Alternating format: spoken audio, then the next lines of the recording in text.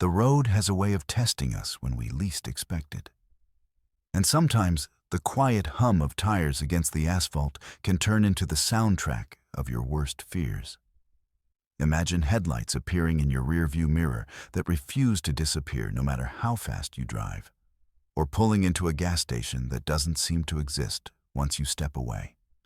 Picture taking a wrong turn and ending up somewhere that feels like a place you were never meant to find, where every sign and every shadow seems designed to trap you. These are the kinds of moments that start out ordinary.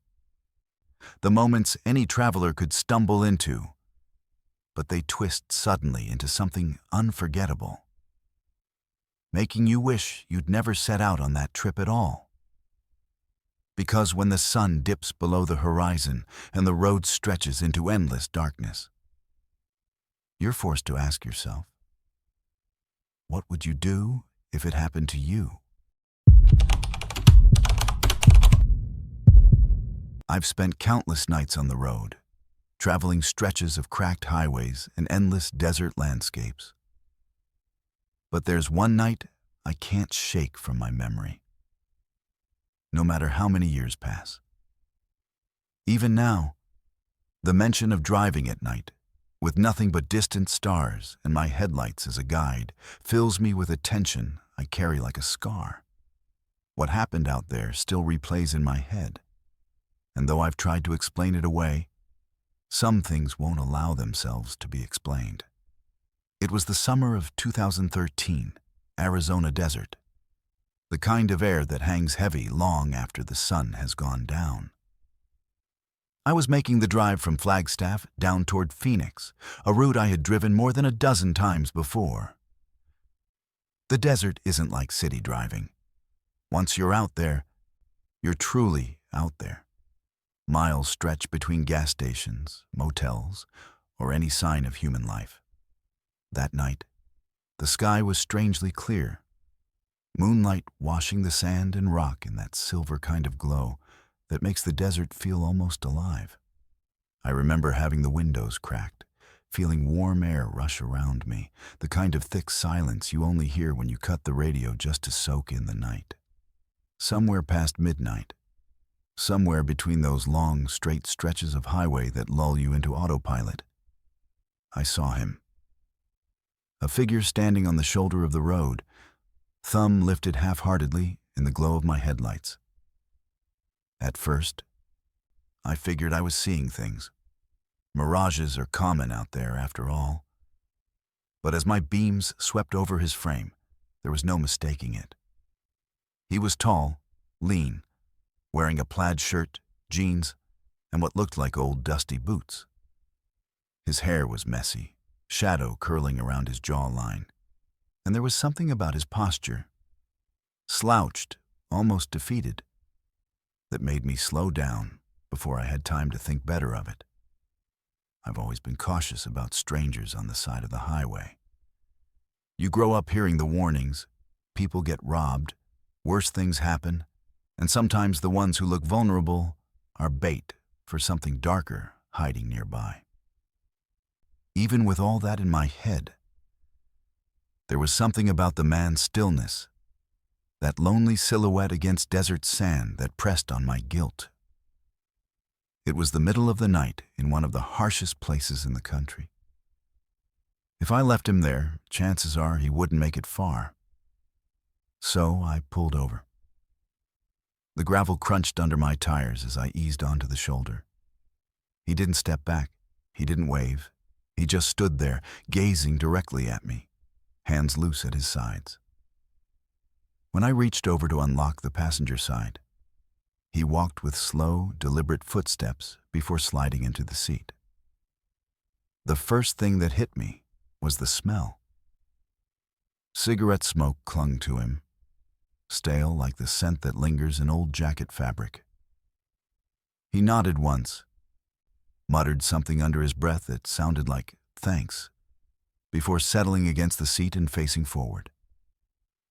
That was it. No question of where I was headed, no attempt at small talk. I gripped the wheel, a drip of unease tightening inside my gut. Normally, even the most reserved hitchhikers, at least the ones I've met, will mention where they're going, who they are, some scrap of context to make themselves real. But he just sat there, angled slightly away, the way someone does when they're pretending to be asleep but are fully aware of everything around them. The glow of the dashboard lit half of his face, and in that faint green hue, his eyes seemed fixed on some far-off point in the road I couldn't see. I cleared my throat as casually as I could. "You heading south?" No response. Not a nod. Nothing. I tried again, a little louder. "Phoenix?" Slowly, with lagging movement, he turned his head toward me. Just enough for me to catch a glimpse of his expression before he looked forward again. His lips never moved, but I thought I heard a voice, raspy, faint, whispering, "Keep driving." A chill crept down the length of my spine. Keep driving. My fingers clenched the steering wheel tighter, an itch in my brain flickering with alarm. Maybe I'd misheard. Maybe he was half asleep. Maybe the desert nights were playing tricks. But even telling myself this, I couldn't shake the unease. Miles ticked by. The desert nothingness stretched endlessly. I tried to glance at him discreetly from the corner of my eye. But each time, something inside told me not to look too long. He sat perfectly still, his breathing barely noticeable, body stiff like someone carved from wax. I wanted desperately to break the silence, to ask who he was, why he was there, anything that might make him more human. But the longer I stayed quiet, the heavier the air grew between us, charged with a presence that pushed into every corner of that car. At some point, I shifted my attention back to the road longer than usual. I don't remember if it was 20 seconds, maybe 30, long enough that when I finally glanced back at the passenger seat, it was empty. He was gone. Not a door opening, not the sound of boots scuffing gravel. Nothing. Just gone. The seatbelt was still buckled, loose against the empty cushion. And the smell, that cigarette smoke still lingered heavier than before, as though he had only just exhaled moments earlier. My body locked into complete stillness, a buzzing panic swelling under my skin. I scanned the side mirrors, the empty desert passing. No figure stumbling back down the road. No shape in the ditch. Nothing that explained how someone could vanish without sound or motion from a moving car at highway speed. I don't remember much of the next miles except driving faster, desperate to reach civilization. The silence in that car wasn't absence. It was pressure, pressing down against me like the world itself was holding its breath. Every time I dared to check the rearview mirror, I swore I caught the faintest outline of someone there, in the back seat. Just faint enough to pass as a trick of light, if not for how my stomach twisted each time I looked. By the time I reached the first lit station off the interstate, my knuckles ached from how tightly I'd been holding the wheel. I pulled in, engine trembling, breath sharp and uneven. I swung my door open, half expecting to see someone crawl out from behind the seat. But the car was empty. Completely, utterly empty. Nothing but that lingering smoke my clothes carried long after. I thought about telling someone, maybe the gas station clerk, about the hitchhiker. But what would I even say? That a man who never spoke, smelled of cigarettes, and appeared in the middle of nowhere simply vanished from my moving car? They'd think I was drunk, high, hallucinating. Maybe I wanted that to be true. Yet, the detail I can't ignore is this: that seatbelt. I keep seeing it in my head. The buckle, still tied across an empty seat, swaying back slightly with the vibration of the car. As though moments before, something had been there, holding it in tension. Seatbelts don't just fasten themselves. For weeks, I avoided night driving, especially in the desert. Months later, I made that same trip again in daylight, the road tight in my chest. Every mile of that stretch, I kept expecting to see him again. Standing on the shoulder with the same slouched posture, thumb out, head tilted just enough to suggest he already knew I'd stop. I've heard old stories since. Rumors of hitchhikers disappearing, of ghostly figures 1 second present, the next gone. But I tell myself it wasn't that. I tell myself it was exhaustion, desert hallucinations, whatever my mind conjured to make the void less lonely. Yet then the smell creeps back into memory, and the echo of that whisper stirs. Keep driving. I did. God, I did. But the road has never felt the same since. And sometimes, when I'm alone at night, watching the rearview flicker in the corner of my eye, a shadow seems to lean forward from the back seat, just for a second, just long enough for my blood to freeze, long enough to remind me that he never really left. I never believed in paranoia until that night on the interstate.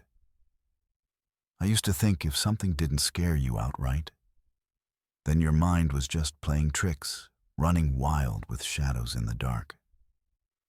But after what happened on that long stretch of highway, I've lived with a gnawing certainty that sometimes it's not the mind, it's reality, twisted and warped in ways you can't escape. It was a solo trip from Oklahoma to Kansas, a drive I made often for work. Nothing special about it.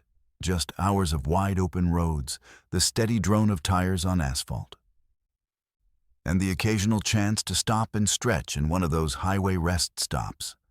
I never cared much for the stops. I treated them like brief pit stops, bathrooms and vending machines, then back to the wheel. But that night was different. I stopped for the first break at a rest area just past midnight, not busy. Hardly anyone else around except a few trucks parked off to one side. I stepped out, cracked the door, and headed inside. As I was coming back, I saw him, standing just at the edge of the parking lot. A man alone, his figure caught in the pools of light from a flickering lamppost. He didn't look dangerous, not at first. Just a guy in a worn jacket, jeans, boots, like someone who's been on the road too long. But there was something off. His eyes caught mine and held too long, the way someone stares when they aren't really looking. I shouldn't have paid attention. But I did. Something chilled me as I climbed back into the car and pulled out onto the highway. An hour later, needing another break, I stopped again. This rest stop was quieter, smaller, barely a car in sight.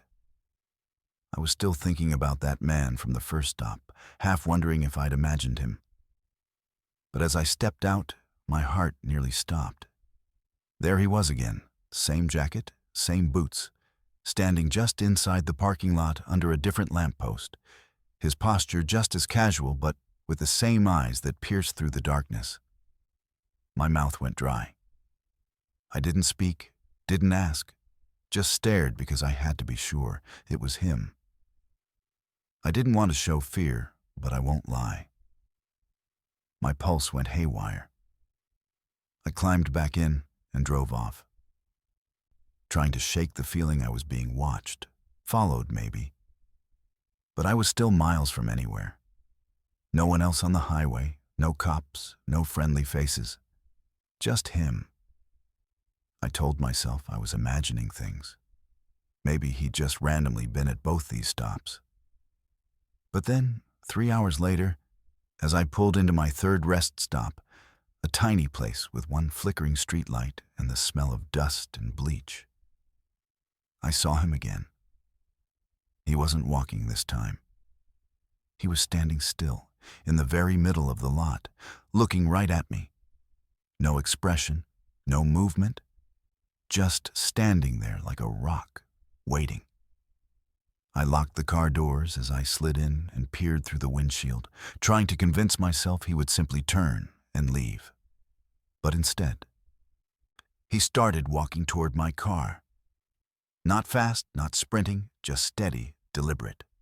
Each step slow and loud against the gravel, crunching like a countdown in my ears. I could feel every muscle tense as my heart pounded against my ribs. I sat frozen for what felt like minutes before realizing he wasn't stopping. Not at the driver's side window, not at the passenger door. He was moving straight toward the rear of the car. I fumbled to start the engine, my hands shaking like I'd downed an entire pot of coffee. The headlights flickered to life, and as if that was the cue, he vanished. Just like that, disappeared into the night. There was no sound, no retreating footsteps, no rustling bushes, nothing, just gone. I took off down the highway, eyes darting to the mirrors, chest tight. For the rest of the drive, I caught glimpses.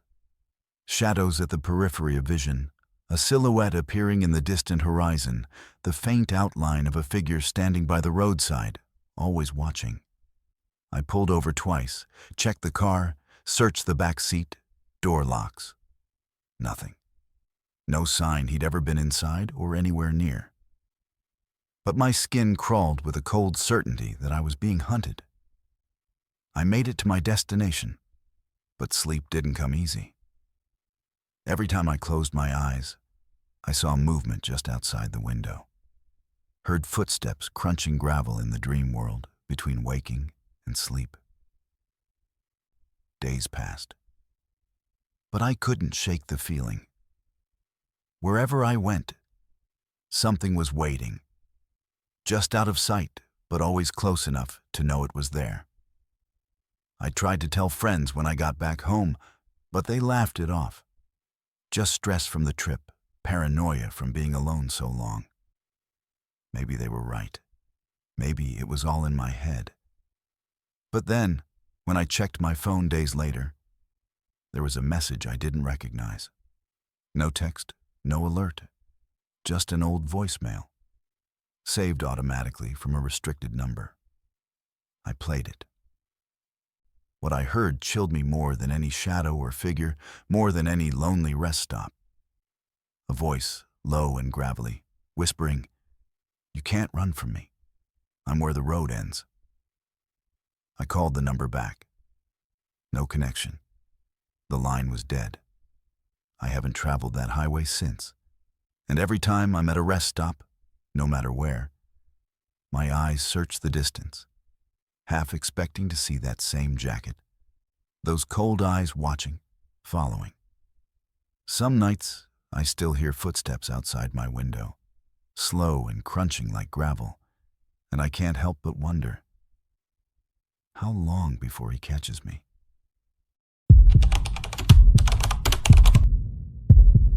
It started like any other road trip, just me and my wife, driving back home from visiting family. We decided to take a new route that cut through some of the less traveled back roads of West Virginia, hoping for a quiet drive without the heavy traffic of the interstate. The GPS promised a shortcut, a way through twisting hills and shaded forests, and for a while, it was peaceful. Almost too peaceful. The sun was beginning to dip beneath the trees, casting long shadows across the road as we wound uphill, the thick canopy above filtering the fading light into a greenish haze. The air grew cooler, the smell of damp earth and pine filling the car. We chatted lightly, nothing unusual, until the GPS took an unexpected turn, off the paved highway and onto a narrow dirt road that barely looked like a road at all. I hesitated. The way was so overgrown it felt like we were heading into somewhere forgotten. My wife wasn't thrilled either, but I trusted the technology. And besides, it promised this was the way to an old highway that would take us out near a bigger town farther ahead. At first, the road was bumpy but manageable. The car crept forward, tires crunching on gravel, branches scraping the sides. The houses became fewer and fewer. Empty plots, broken-down barns, abandoned cars rusting half-buried in the dirt. The feeling of isolation began to settle in. Then, without warning, we reached a small cluster of buildings, a town that didn't show up on any of our maps. It was like stepping back in time. The buildings were faded, paint peeling, windows cracked and boarded up haphazardly. A single rusted street sign hung crooked, as if waiting to fall. Its letters faded beyond recognition. There were no cars parked, no signs of life, except for the faint glow of lights from a few windows, dim, almost flickering. We both froze. It was the kind of weird that can make your skin crawl, in a place so dead and quiet. Why were those lights on?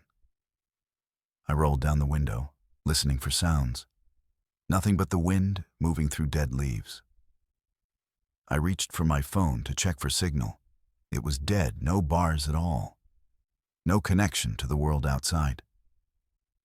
We decided to keep moving, hoping to find a gas station or even a main road sooner rather than later. But as we drove past the outskirts of the town, the road became a maze. Every turn seemed to circle us back to the same street, the same cluster of empty houses with those flickering lights. I checked the GPS again, only to find that it was going haywire. Routes disappearing and reappearing randomly. Roads that blinked out and came back as if the map itself was broken. The strangest part was how silent everything was. No birds, no insects, no dogs barking or cars passing. The world felt paused, frozen in a moment that didn't want to move forward. Darkness fell fast here, a thick blackness that made the shadows swarm and pulse. We tried to stay calm, but panic crept in. My wife begged me to turn around, to go back the way we came, but the roads we tried also looped endlessly. It was like the town was designed to trap us, a spiderweb of silence and light, drawing us deeper in with no way out. At one point, we stopped beside a house that looked like it had been lived in recently. A single porch light still glowing warmly. I thought maybe someone could help us. But when we knocked on the door, there was no answer. Only silence. An oppressive, suffocating silence. I noticed the flickering lights weren't coming from inside the houses as we expected, but from old candles perched unsteadily in the windows. They gave the place an eerie glow, shadows twisting like living things across peeling wallpaper and broken glass. As the minutes dragged into an hour, exhaustion took over. We debated leaving the car, just walking until we found a way out. But the woods around seemed endless, dark and thick with unfamiliar sounds that made us freeze in place. In a moment of sheer desperation, I slammed the car into reverse and floored the accelerator, hoping to break the loop. The car rattled and groaned, tires skidding on gravel, and for a split second, the road straightened. For a heartbeat, I thought we were free, until we slammed into something unseen and stopped dead cold. I jumped out, heart hammering.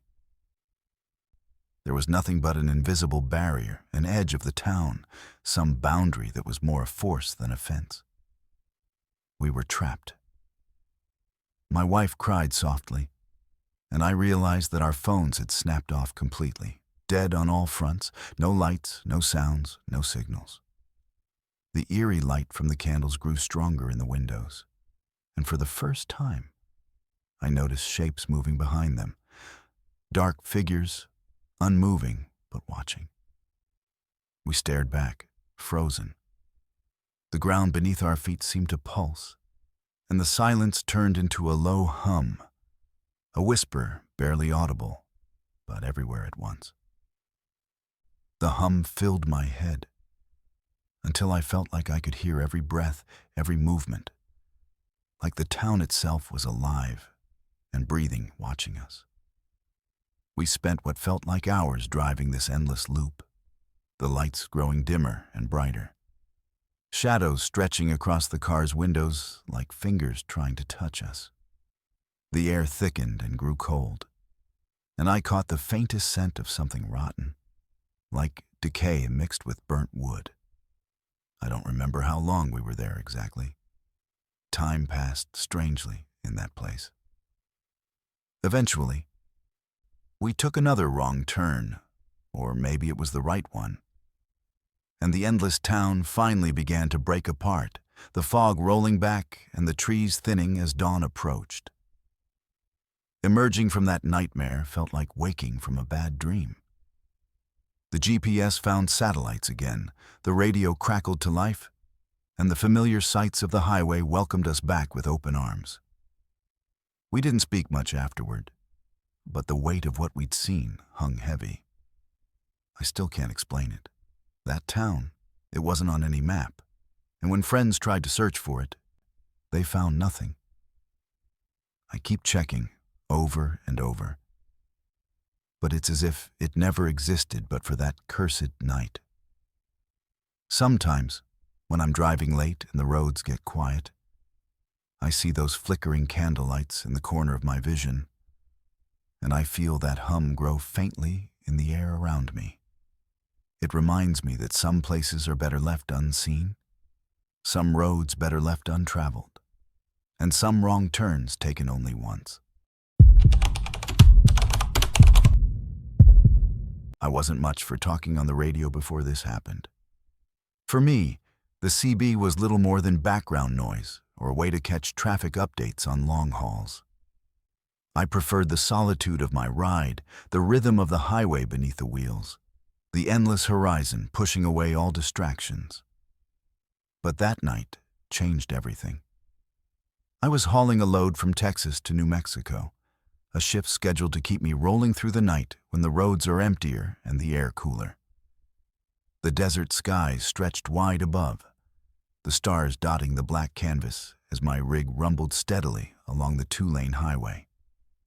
No other cars passed for miles, just me and the steady hum of the engine. About halfway through the journey, I switched on the CB radio, figuring I'd at least listen for any chatter or warnings about road conditions ahead. For the first hour, no one spoke. Then, a crackle came through, faint but unmistakable. A deep, gruff voice that cut through the static with a warning. Bad things ahead. Slow down and keep your eyes open. I almost laughed at the mysterious voice, thinking it was just a prank or some trucker trying to freak out new drivers. But something in the timbre, the weight of the warning, chilled me more than I expected. I responded with a simple, "Thanks, brother. What's going on up ahead?" But the radio went silent.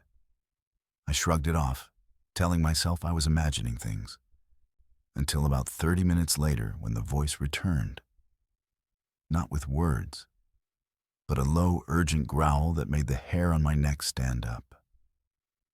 I slowed down, road stretching thin and empty, when I spotted something up ahead. There was a crash site, twisted metal and shattered glass scattered across the pavement like a bad dream frozen in time. A couple of cars had collided, debris blocking one lane entirely. No emergency vehicles yet. No people in sight. It was as if the accident had just happened, moments before I arrived. I radioed through the CB to warn anyone coming, but the line was dead silent except for that growling background. I drove slowly past the wreckage, eyes scanning for survivors or signs of movement. I could feel a cold weight settling in my chest, the unease gnawing away like something waiting just outside my headlights. As miles passed, the night felt thicker. The radio crackled again, and this time the voice was clearer, sharper, almost desperate. "Turn back. Don't go past the ridge. Who's this? I asked, my voice tight. Why? More static, then silence again. Against my better judgment, I kept going. I wanted to reach my drop-off, to finish the haul. But the warnings settled over me like a shroud. Then, the radio cut out completely. No static, no signals, just dead air. I fiddled with the dials, cursed my equipment, but nothing. The silence was heavier than any noise I'd ever heard, like the radio was holding its breath. I flicked on the CB mic one last time. If you hear this, please just tell me what's coming. No answer. The road began to rise, climbing toward a ridge that cut across the highway, the horizon narrowing. My headlights pierced the darkness, and then I saw it. Figures moving through the shadows alongside the road, flickering in and out like ghosts. My heart thumped loud enough to drown the sound of the engine. I slowed to a crawl, eyes wide as one figure stepped onto the road. Not a person, but something thin, elongated, with limbs that bent at wrong angles. The eyes glowed, faintly red. Whatever it wasn't human. I slammed the accelerator, trying not to look in the mirrors or rear view. But I could feel the presence crawling close behind me. Then the truck started to shake violently, like forces tugging at it from every corner.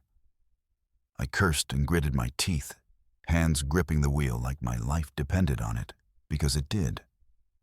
Suddenly, the radio crackled once more, and the voice returned. Quieter now and frayed. This is my last warning. Turn back before it's too late. I didn't answer. I didn't want to hear it again. The road straightened out. The figures disappeared. The air felt lighter, but my skin was slick with sweat. I didn't stop, didn't dare slow down until the city lights blinked into view hours later. I checked my radio again. The CB was dead, nothing but static. Weeks later, I tried to track the voice, the source of those warnings. No truckers reported talking to me.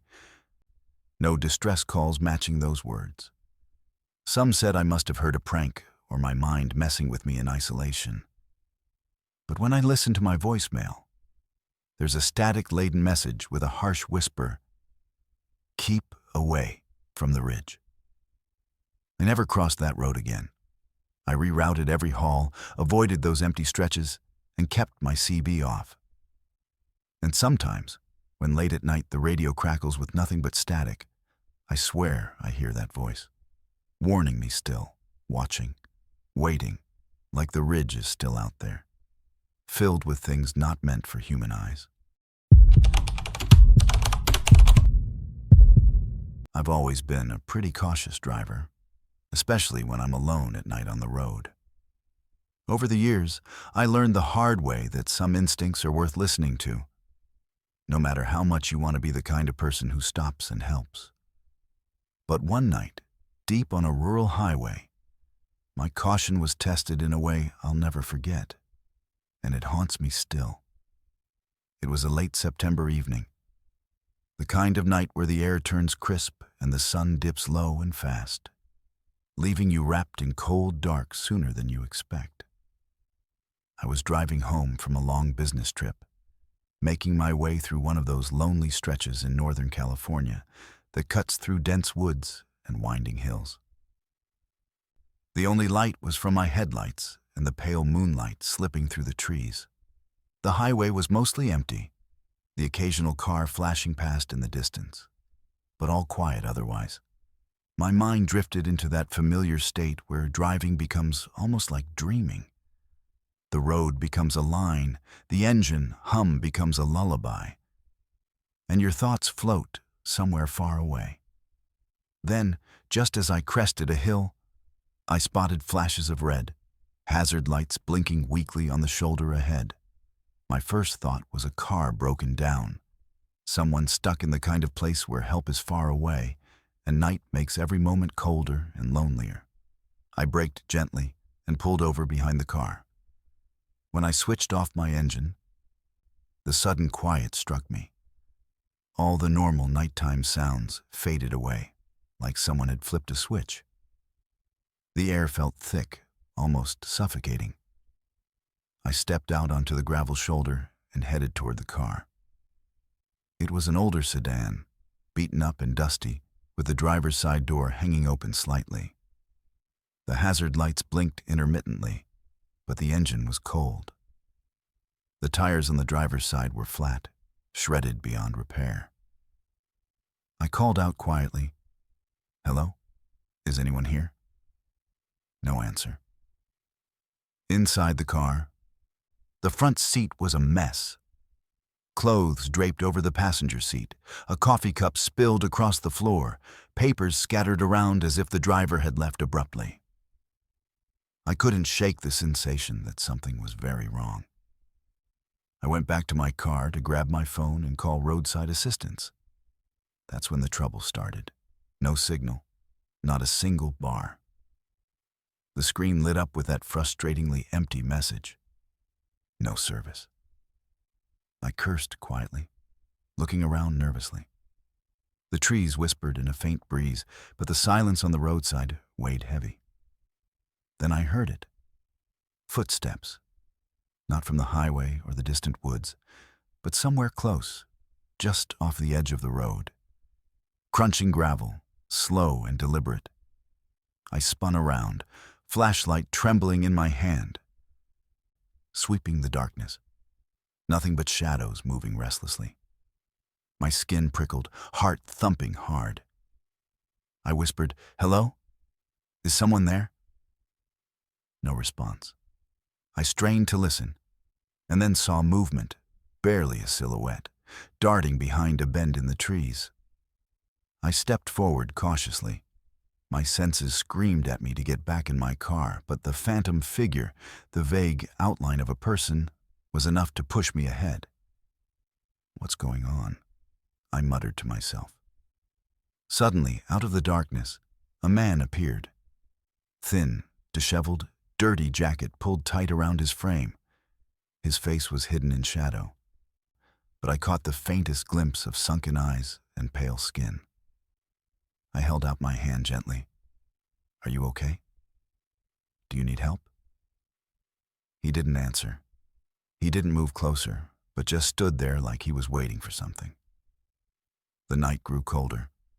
My breath puffed out in short clouds as the silence pressed in. "Can I call someone for you? Or a tow truck?" I asked, hoping to coax some response. No reply. Unease churned in my belly.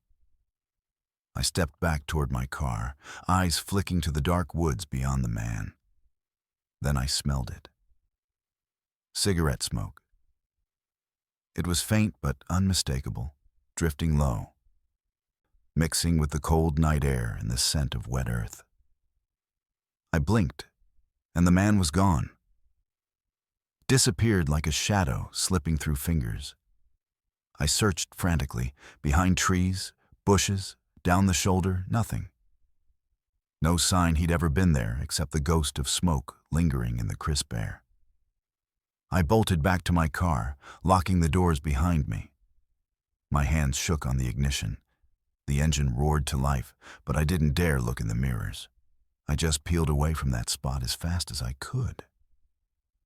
For the next hour, I drove in silence, nervously glancing around like something was lurking just behind me. Twice, I thought I saw a figure standing by the roadside, a dark form watching me with unreadable eyes. But every time I looked directly, it vanished.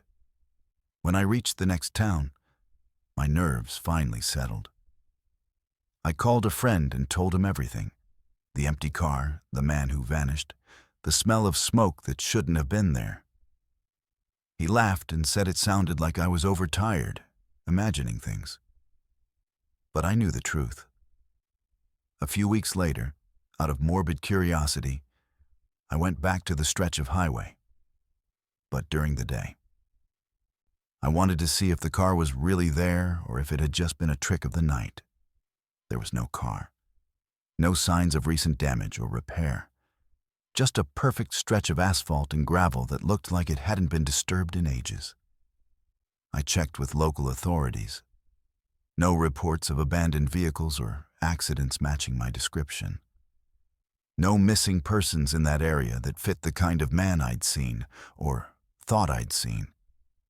That night on the shoulder changed me. I stopped trusting the lonely roads at night. Stopped trusting the silence that could hide anything. Sometimes, even now, when I'm driving alone late and feel that cold shiver sliding down my spine, I remember the smell of that cigarette smoke. Some nights, I can swear I hear footsteps just outside my window, slow and crunching on gravel. I never stopped wondering who he was. The man who vanished. The stranger left behind an empty car. A ghost stranded on the shoulder, who seemed both desperate and untouchable. And I still don't know why I stopped that night. But I'm grateful I did. Even if I wish I hadn't. Because some things on the road don't want to be found, and some people are better left alone. I don't know what it was about that night, but something about it has stuck with me in a way no other travel memory ever has. It was one of those trips where everything starts out ordinary, routine even. But the deeper you go, the more you realize you've wandered into something that can't be explained by reason or daylight. I was on a cross-country drive, heading home after a long business meeting in the Midwest. It was late October, and the creeping chill of autumn was wrapped tight around the empty roads outside some nameless town in rural Nevada. I was tired, craving sleep more than anything. And the next motel on my GPS was my only hope for rest before another long day's drive. The highway had been dull that evening. Stretches of cracked asphalt flanked by endless desert. The kind of loneliness that wraps you inside a bubble of silent thoughts and fading headlights. The GPS showed a small cluster of buildings ahead, a motel that promised a bed for the night and nothing more. I took the next exit and followed the signs. At first, it felt reassuring. Neon lights flickering away in the distance, a welcoming glow spilling across the desert darkness. But as I drew closer, the signs began to look odd. The glowing letters buzzed and skipped, some flickering out entirely and then bursting back to neon life in uneven flashes. The motel itself looked old. Real old. Like a place forgotten between decades, a relic from a time when people drove slower and destinations were distant. The entire building was sagging under the weight of time, paint peeling, a few cracked windows reflecting the gloom. But lights burned in every window, and shadows moved inside. Pulling into the parking lot, I noticed there were no other cars parked. Not a soul was outside. No guests, no staff. The air was still, the kind that presses in and holds its breath. I keyed the doorbell at the front desk, the chime echoing into a strange emptiness. The door swung open soundlessly, creaking with a protest that felt like a warning. The lobby was dim, lit only by flickering bulbs swaying slightly on bare wires. The air smelled of stale smoke and cleaning fluids, but there was an underlying scent of dust and something rancid I couldn't place. A man sat behind the front desk, a middle-aged fellow with thinning hair and tired eyes. But when he looked up at me, his smile didn't reach his eyes. He welcomed me with a voice that was too soft, too hollow, and handed me a room key that felt cold in my hand. "Room 7. He said. "Second floor." I took the key and excused myself quickly. The stairs groaned as I ascended, shadows stretching across the peeling wallpaper. The hallway was quiet, except for the soft hum of the old building settling in the cold night air. I unlocked room 7 and stepped inside. Relief flooding me at the sight of a bed, a small dresser, and a window overlooking the cracked parking lot. But something was off. The air inside felt heavy, almost suffocating, like the room was holding its breath too. And then there was the light switch. Flick. Nothing. Flick again. The bulb sputtered to life and then back out. Faint whispers riding on the darkness. I chalked it up to the age of the building. I slept fitfully, plagued by restless dreams where shadows moved just beyond my vision, whispers curling through the thin walls like smoke. In my dreams, I saw the man from the desk, his eyes dark pits, watching me from the corner of the room.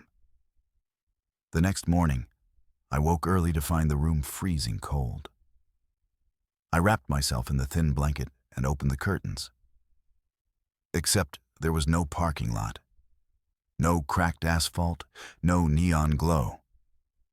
Instead, the window showed only a blank white wall. I blinked, rubbed my eyes, and looked again. Still a blank wall. Confused, I stepped toward the door. The hallway outside was gone too, replaced by a dim corridor that stretched endlessly, walls narrowing until they pressed close around me, confining, suffocating. I spun around, desperate to find the stairs, the exit. But it was like the building had reshaped itself overnight, twisting into a labyrinth I couldn't escape. I pounded on doors along the hallway, but none opened. The walls seemed to pulse, the peeling wallpaper shifting as if alive. Every now and then, I caught glimpses through cracks. Rooms filled with shadows, that same rancid smell filling the air.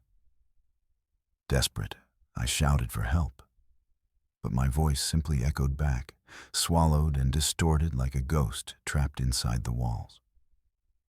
I returned to my room. But the bed was gone. Only the cold floor beneath me, hard and unyielding. I sank to my knees, panic rising in a tide inside my chest. What was this place? I pinched myself. Yes, I was awake. Fighting the rising fear, I tried the key again, room 7. But the door refused to budge. A low humming filled the air, growing louder, suffocating me with sound. I backed away, heart pounding, ears ringing. In that moment, through the thick, pulsing darkness, I saw figures by the far end of the hall. Shapes moving slowly, as if wrapped in tattered cloth, their faces blurred, unrecognizable. They seemed to watch me, waiting. I felt myself freezing, paralyzed with terror. The humming shifted to whispers, calling my name, soft and urgent, drawing me forward and warning me to stay back all at once. I didn't wait to understand. I bolted down the hallway, blindly running, searching for any exit, any door that might lead me out. The figures glided closer, their ragged movements blending with the flickering light. I stumbled, fell, scrambled to my feet, heart hammering so hard I thought it might break free. Finally, a door appeared, battered and worn, light spilling from the cracks. I yanked it open and stumbled through, and for the first time in hours, I felt air on my face. The sun was shining, hot and bright. I was back in my car, parked by the highway. The motel, the town, everything was gone. Nothing but desert stretching endlessly in every direction. I sat there, doors locked, engine running, heart still racing. My hands shook so badly I could barely grip the wheel. That place existed, or at least I know I walked through it. But no one else could find it. When I tried to tell others, I was met with confusion or disbelief. Some thought I simply dreamt it, lost my mind after too many late nights on the road. Sometimes I wonder if the motel was a trap, someplace caught between worlds, designed to ensnare travelers who grew tired, weak, or lost. I think about that man at the desk, his hollow eyes, the soft voice that welcomed me. but never offered kindness. And when I close my eyes at night, I still hear the whispers, feel the cold touch of those shadows brushing past me in the dark hallways. I've never stopped driving after dark since. Because some nights, when the desert is quiet and the stars don't quite align, I swear I can still find that motel off the highway, waiting, watching, ready to pull me back inside forever. I've always been the kind of person who respects quiet. Maybe too much. Some nights, I find comfort in the silence while driving alone down empty country roads where the only sound is the hum of the tires and the wind whispering through the trees. But some silences are not peaceful. They're heavy, ominous, and laced with something that crawls under your skin like cold fingers. After the night I spent driving under an overpass just outside a tiny town in Ohio, the kind of silence I thought I knew changed forever. It was a late spring night, the kind when the air feels thick and warm, but the darkness presses in like a living thing. I was driving back from a friend's house, alone for the first time in hours, eager to get back home and out of the quiet that had settled over me like a shroud. The road was empty, the highway winding through wooded hills that blotted out the stars above. There was a spot on this stretch of road, the only real landmark for miles, the old overpass.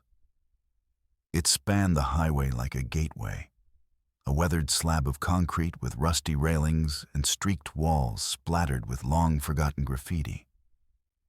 I knew the locals avoided it at night, or at least crossed it quickly. I'd heard rumors, whispers about strange sounds and vanished travelers, but I always chalked those up to small-town superstition. That night, I felt it before I heard it.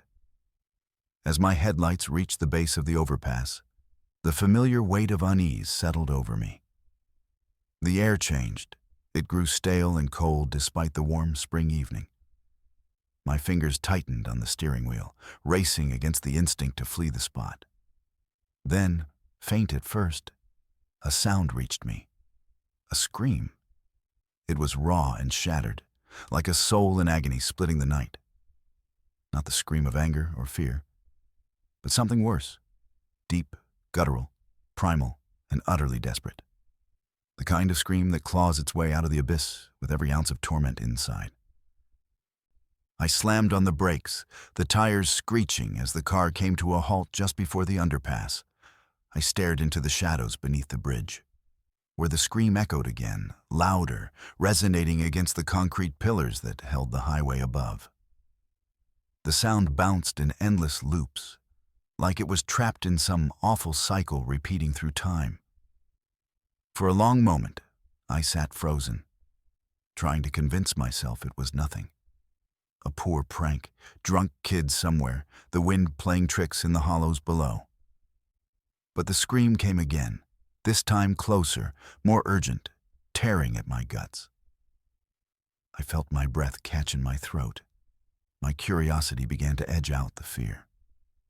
Slowly, cautiously, I reached for the door handle, thinking maybe I could get a better look at the source of the sound. But the instant I touched the handle, the scream stopped dead. A suffocating silence rushed in, thick and absolute.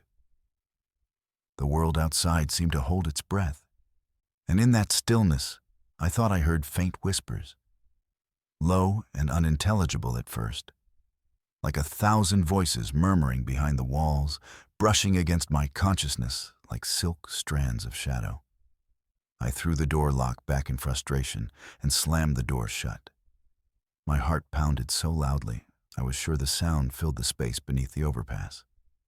I forced myself to breathe, slow and controlled. But then the whispers grew clearer, soft words drifting through the stale air, so thin I could barely catch them. They spoke of pain, regret, and endless waiting. Every now and then, I caught bits. A name, a plea, something like, "Help us," and "Don't stay." The voices were harsh but fading, distant and desperate, like echoes of something terrible buried too deep for memory. My skin prickled with cold sweat. The feeling was electric, almost alive, like the overpass itself breathed and watched me from some unseen eye. I turned the radio on, hoping to drown out the voices, but it only crackled with static and a warped version of an old folk song, sung slow and mournful, shifting with the breeze. The song's eerie melody wrapped around me, mismatched and hauntingly familiar. Without warning, the temperature dropped so suddenly, I could see my breath fog the inside of the car. I reached for the heater. Nothing but cold air gusted through the vents. Suddenly, a fresh scream exploded from beneath the bridge. Louder than before, sharper, more anguished. It surged into my ears like a shock wave, and I instinctively slammed the car into gear, tires fighting the gravel as I sped away. Yet the screams followed me. Every mile I drove, they lingered over the shoulder, trailing and echoing in my mind. I glimpsed shadows flickering just beyond the reach of my headlights, forms twisting and bending impossibly, their shapes like smoke captured in moonlight. I told myself it was exhaustion, nerves fraying in the late hours. But no explanation could quiet the terror that settled deep in my bones. Days later, I went back with a small group of friends who were skeptical about the story. I wanted to prove to them myself if the overpass was just in my head or if something truly lurked there. But what they heard was different. Laughter. A high, chilling cackle that bounced beneath the bridge like the sound of broken glass. Others heard whispers too, soft and pleading, and a few caught the distant sobbing of children. Some said they felt weight pressing down on their chests, like invisible hands squeezing tight. We all tried to record it, microphones, phones, whatever we could. But every device died at the spot. Screens went black, recordings only captured static, and our calls for help fizzled into silence. We left shaken, scarred by the notion that some place can bleed fear so thick it infects everything around it. Since that night, I avoid that highway after dark. But sometimes, when I drive alone and the shadows grow long, I swear I feel eyes watching, waiting, and the distant scream curling in the air like a curse. It's a reminder that some echoes never fade, some screams never end, and some shadows beneath the overpass are waiting for their next visitor. I used to think that the open road was a place of freedom, the kind of limitless stretch where you could escape your problems, lose yourself in the endless miles and the hum of your engine. But that all changed one night during a trip I'll never forget. It was the night a car began following me, and no matter what I did, it wouldn't leave. Not until I was pushed to the edge of my sanity. I was driving solo, crossing the country from Chicago to Denver for work. The trip was long but manageable, mostly highway driving through quiet plains and empty stretches where the only light came from stars and the glow of distant towns. The sun was setting when I filled up at a small gas station in Nebraska. I was tired, sure, but feeling confident. My rig was steady and solid, and the roads ahead were open. I pulled out of the gas station and merged onto the interstate. Slowly, the darkness settled in like a curtain, swallowing the fields that stretched like ocean waves on either side of the highway. I flicked on the radio, the low crackle soothing my nerves as I settled in for the long haul. But as the miles stretched between me and my last stop, I noticed something in the rearview mirror. Headlights. Headlights that stayed directly behind me. At first, I thought nothing of it. People drive late at night. Cars follow each other all the time. But as time passed, my suspicion grew. The headlights stayed close, too close. I sped up. They matched my pace. I slowed. They didn't fall behind. I checked the rear view again and again. It was the same car. A dark sedan, unmarked, windows tinted so heavily I couldn't see inside. But who was driving? Were they watching me? I felt a cold, creeping dread settle deeper in my stomach. A knot tightened in my chest. I tried to shake the feeling, told myself it was coincidence. Maybe the driver was just going my way. But something about the way those lights seemed to lock onto me like a predator to prey sent chills crawling down my spine. I plotted a quick stop at the nearest rest area. Pulling off, I watched carefully. The car followed me, pulled in behind me. But when I got out, it stayed inside the vehicle. Engine off, headlights on. Nothing moved, no one came out. What the hell was going on? I stayed inside my car, heart thundering, watching that black sedan as minutes stretched. Its owner was invisible, and silence hung thick between us. After what felt like hours, I decided to leave. I started my engine and merged back onto the highway, glancing nervously in the mirror. And there it was, the headlights, steady and unblinking, following. I tried everything after that. I took sudden exits, speeding up, slowing down, weaving lanes. Nothing shook the car. It mirrored every move with unnerving precision. It was like a reflection of my own fear, permanently etched to my every turn. Desperation mounted. The loneliness of the night stretched out around me, thick with silence and shadows. My radio crackled, mechanical noise filling the void. But the only thing I felt sure about was that I was trapped on this road with a car that didn't want me to leave. Hours passed, the sky turning to ink above and the road extending endlessly beneath. At one point, I recognized this stretch of highway. Dry grass blowing on either side, no houses or signs for miles. I'm exhausted, trembling with tension, sweat beading on my forehead. I'm terrified, but I can't stop. I remember the sudden urge to pull off deep into a deserted parking lot, heart pounding, breath shallow. I shut the car down and prayed the car would pass me by. It didn't. It rolled into the lot behind me, engine silent, windows dark. I waited. No footsteps. No voices. No engine roar. Then, it just vanished. One moment it was there, the next it was gone, disappeared like smoke. Relief rushed through me, but it was hollow. The fear didn't leave. It sat with me, lurking in the shadows of lonely highways and deserted rest stops, lurking in every mirror glance. When I finally reached Denver, exhausted and raw, I hoped the nightmare was over. It wasn't. In the weeks that followed, I saw that car. Not once or twice, but many times. Always in the distance, parked across the street from my apartment, idling at stoplights, waiting. The car was always there. No one else seemed to see it. The parking attendants shrugged.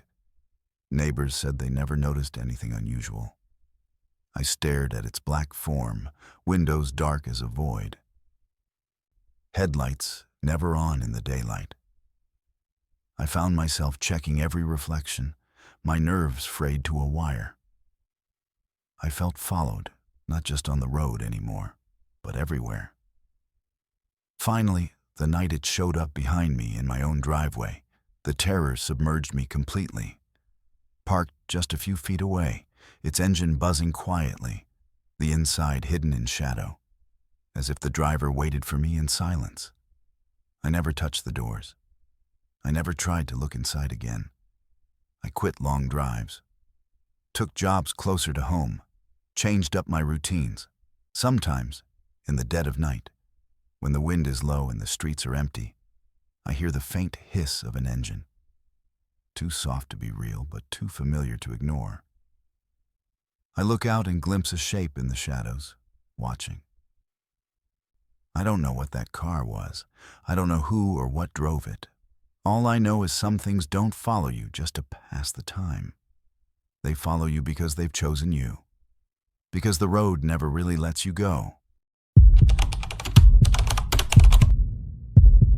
I have driven countless miles on lonely highways, stopping at roadside rest areas more times than I can count. Usually, these are quick breaks. Stretch the legs, grab a bite or use the restroom, and then back on the road. But one night, a simple stop became an experience I'll never forget. A terror so real, it burned itself into my memory. And the kind of fear that feels like it haunts you long after the nightmare ends. It was a mid-October evening in West Texas. I was on the road past midnight, navigating an endless stretch of open highway with nothing but the moon and stars for company. I had been driving for nearly 10 hours, fatigue crawling into my bones with every mile.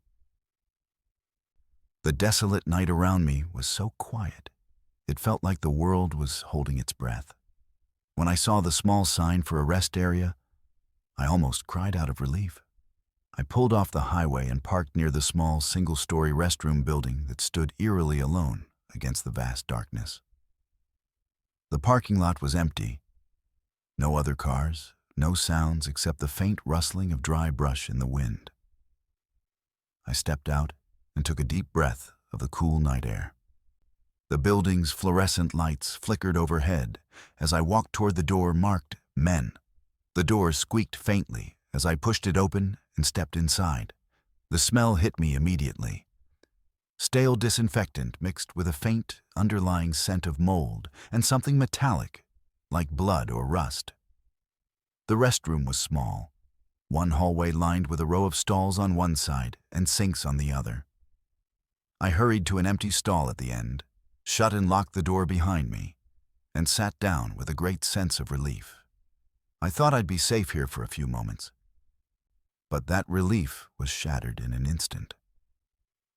With a sharp bang, the stall door slammed behind me. At first, I thought the breeze had knocked it closed, but the handle no longer turned.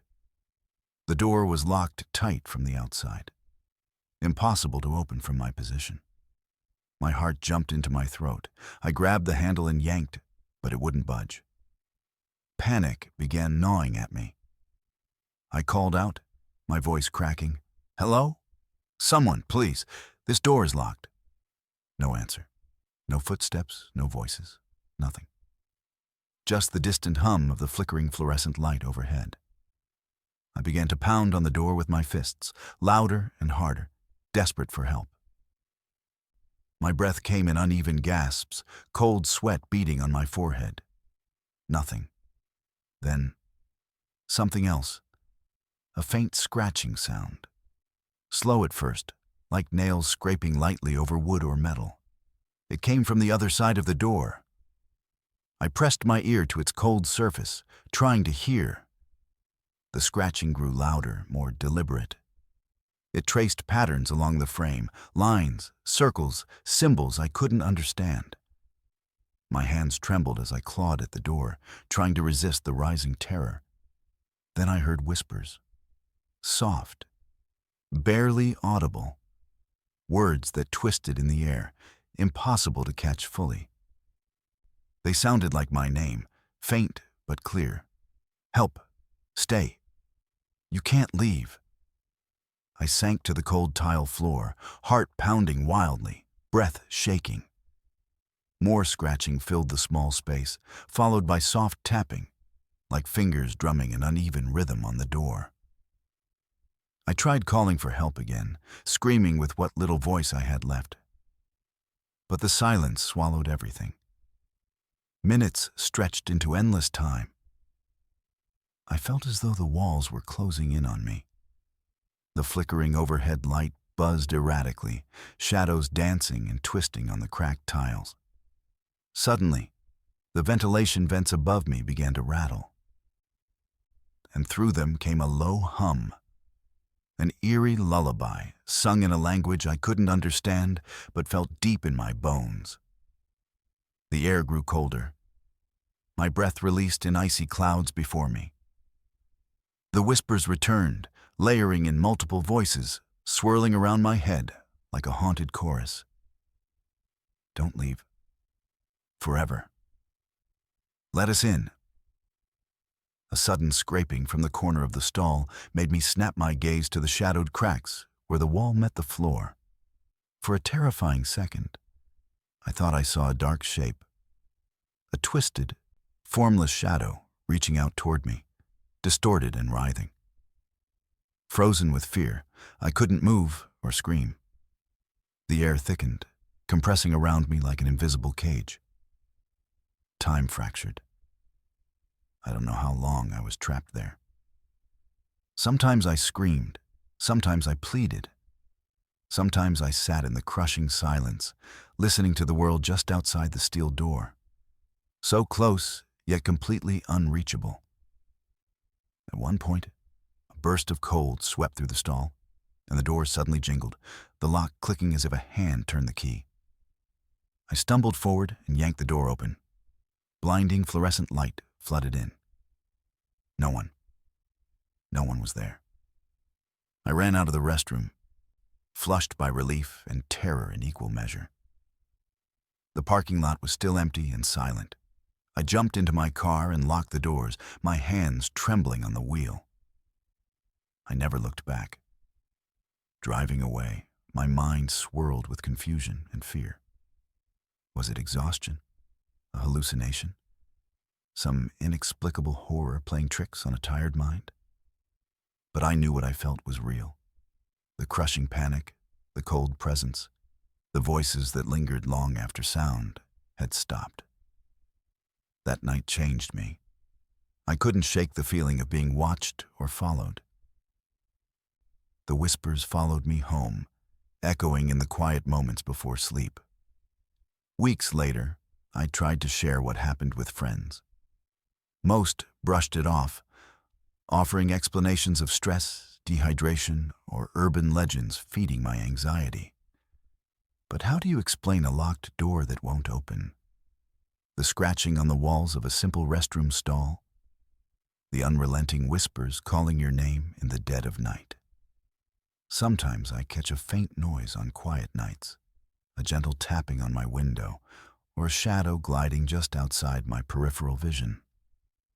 And when my mind is tired or the night is long, I swear I hear those whispers again. Soft, urgent, haunting.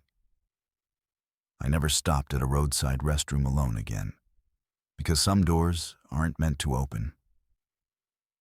And some rest stops hold visitors they never want to let go. I never thought I would be the kind of person to stop for a stray on a dark highway. It's just not something I've ever done before. Too many warnings, too much caution bred into me about the dangers of the road at night. But that night, something was different. Something about that dog caught my attention in a way that felt impossible to ignore. And I wish I had. I was driving alone through rural Texas, somewhere between Odessa and Midland. The time was just past midnight, and the roads were empty stretches of cracked asphalt spliced between endless yards of flat, scrubby desert. The sky above was a deep sheet of stars, barely interrupted by the distant glow of towns too far away to reach quickly. My body was tired, eyes heavy, but I was pushing through the weariness, determined to hit my next stop before the sun came up. Then, by the side of the road, I saw it. Sitting motionless on the dirt shoulder was a dog, or at least what looked like a dog. Its coat was rough and matted with dust, patches of fur missing. Its ribs were visible beneath a thin layer of skin, and it had a limp that made my chest tighten with sudden concern. But what really stuck was its eyes, dark, deep, and strangely intelligent. As if the dog was watching me, waiting for something. I slowed and pulled off the shoulder, heart pounding, not out of fear at first, but out of this irrational need to help. I had some water and jerky in my car from a previous stop. and an impulse told me to try and rescue this creature from the harsh night. I stepped out cautiously and called softly, "Hey, buddy, you okay?" It didn't respond beyond a slow blink, just sat watching, unmoving, like it knew I was there but had decided not to react. I tossed some jerky near it.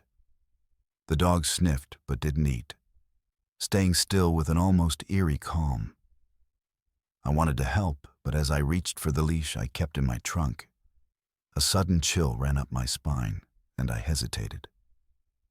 Without warning, the dog turned and disappeared into the night.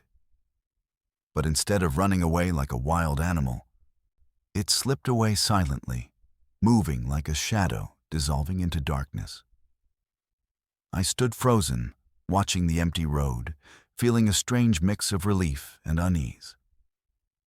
I got back in my car and tried to shake it off, ready to keep driving.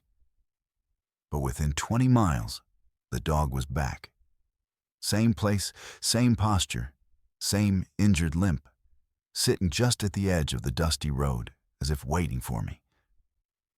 I slammed on the brakes and pulled over again, heart pounding wildly this time. "Why are you following me?" I whispered harshly, unsure if I was talking to the dog or myself. I stepped out with a shaky breath, calling softly, but the dog only stared back with those haunting eyes. Its wounds looked worse now, a deep gash on its shoulder bleeding dark, dried blood. I wanted to help, but a cold numbness had spread through me. It wasn't just an animal. Something about it felt wrong. That night, I kept seeing the dog again and again, always at the roadside, blurred in my headlights or in the corner of my eye. Once, as I slowed near a particularly deserted crossroad, it stepped into the road and stopped in front of my car. I slammed the brakes just in time. The dog didn't move. It looked straight at me for way too long, too knowing, too alive. Then it howled, a long, eerie sound that was neither animal nor human. It echoed across the empty plains like a warning or a call. I sat frozen in the car, heart thudding, watching as the dog slowly melted away into the night. The next morning, I stopped in Amarillo, hoping to find an animal shelter or a vet. But I couldn't find any reports of a stray matching the description. No dogs reported missing, no calls for help. The image haunted me. The wounded dog, those deep eyes watching, the strange howl drifting on the wind. I tried to tell friends. They laughed it off, a tired mind seeing things. But the memory never left me. Even now, weeks later, I hear that howl in the distance sometimes, especially on quiet nights.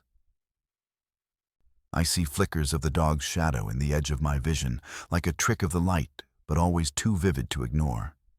And sometimes, when I'm driving alone on deserted highways, I swear I feel eyes watching, the dog waiting at the side of the road, limping but relentless.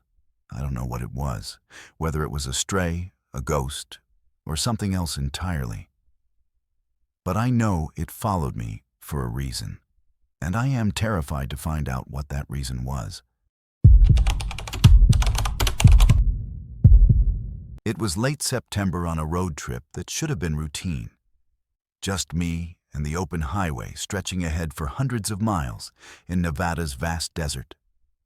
I was running low on gas, and the sun had dipped below the horizon hours ago, leaving only the stars and the distant flicker of roadside signs to keep me company. Tiredness was creeping in, and my eyes kept drifting closed for seconds, just long enough to scare me awake. That's when I saw it. A gas station up ahead, glowing brightly against the cold desert night like an oasis. The sign said "Open 24 hours," flickering with neon letters in pale blues and reds, casting a soft glow on the cracked pavement.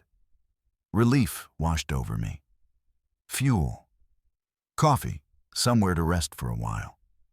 I slowed and turned off the highway.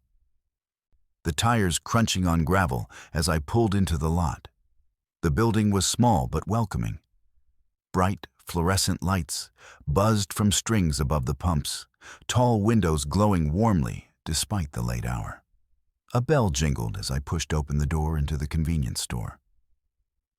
Inside, it was nearly empty, just a small counter with a woman behind it, who greeted me with a polite smile. I felt happy, almost safe, far from the wilderness. I filled my car's tank, walked around the store, picking up a bottle of water and a candy bar, paid at the register, and stepped back out. It was quiet now, though the lights stayed steady and warm. I lingered, staring into the distance, savoring the moment away from the road. Then I noticed something strange. The desert beyond the station looked different.